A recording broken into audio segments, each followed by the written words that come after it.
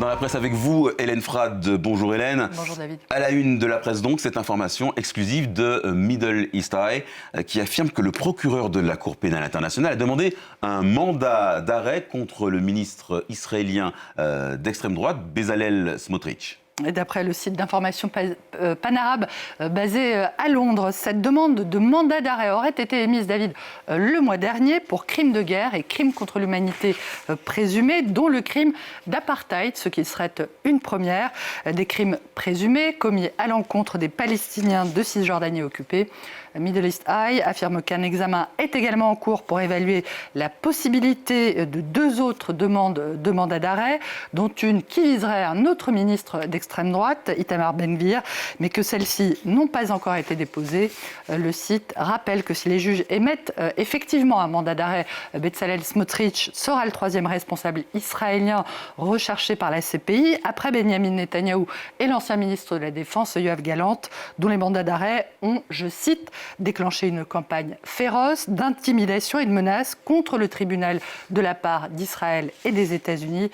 Ces informations interviennent alors qu'un rapport de l'ONU publié hier et relayé notamment par le quotidien saoudien Arab News exige qu'Israël prenne toutes les mesures possibles pour empêcher, je cite, des actes de génocide à Gaza, et qui alerte également sur des signes de nettoyage ethnique à la fois dans l'enclave palestinienne et en Cisjordanie. Alors on continue de parler d'Israël, mais en évoquant cette fois ses stratégies d'influence, notamment en France. Ça fait l'objet d'une enquête conjointe du journal Libération et du quotidien israélien Haaretz. Ouais, les deux quotidiens dévoilent les dessous d'une opération de déstabilisation qui avait été révélée par le quotidien Le Monde en mars dernier.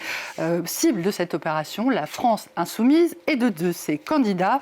Le premier était Sébastien Delogu, candidat à la mairie de Marseille, et qui était ciblé par de fausses accusations de viol et de violence, ou encore montré nu sur de faux clichés générés par l'intelligence artificielle. Le second, François Picmal, candidat lui à la mairie de Toulouse, était l'objet notamment d'une fausse page web dénigrant son bilan en tant que conseiller municipal. L'enquête des autorités françaises a débouché sur l'identification d'une société appelée Blackcore comme principale suspecte. Donc, Libé et Haaretz ont ensuite analysé à leur tour son empreinte numérique. Ce jeu de piste les a menés, David, jusqu'à une autre société détenue par deux personnages issus du renseignement et du secteur technologique israélien, qui démentent toutefois tout lien avec la société Blackcore.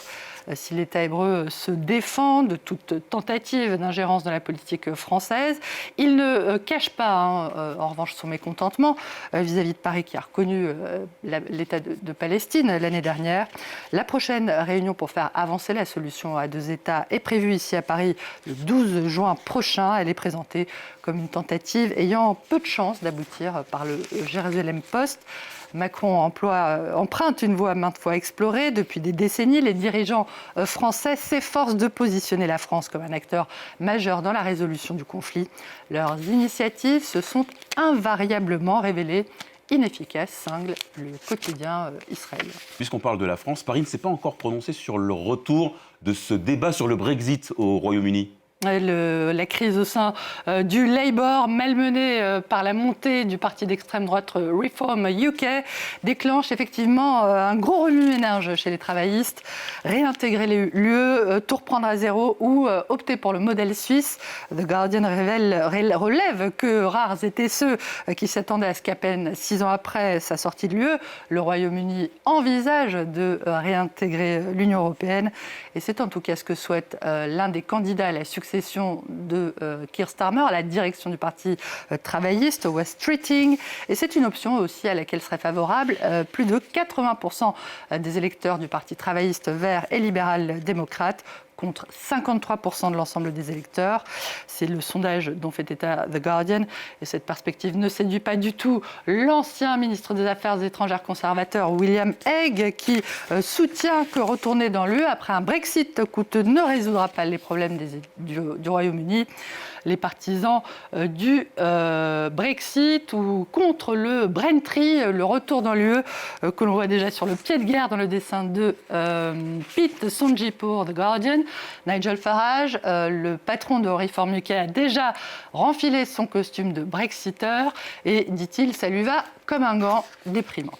On termine cette revue de presse par un petit tour en Italie, Hélène, où des pans sèment la zizanie depuis des années. Ça se passe à Punta Marina, c'est une petite ville balnéaire près de Ravenne. Elle est largement relayée depuis des semaines par la presse internationale et les réseaux sociaux qui ont fait état de l'exaspération d'une partie des habitants à bout de nerfs à cause des cris d'accouplement des bestioles notamment.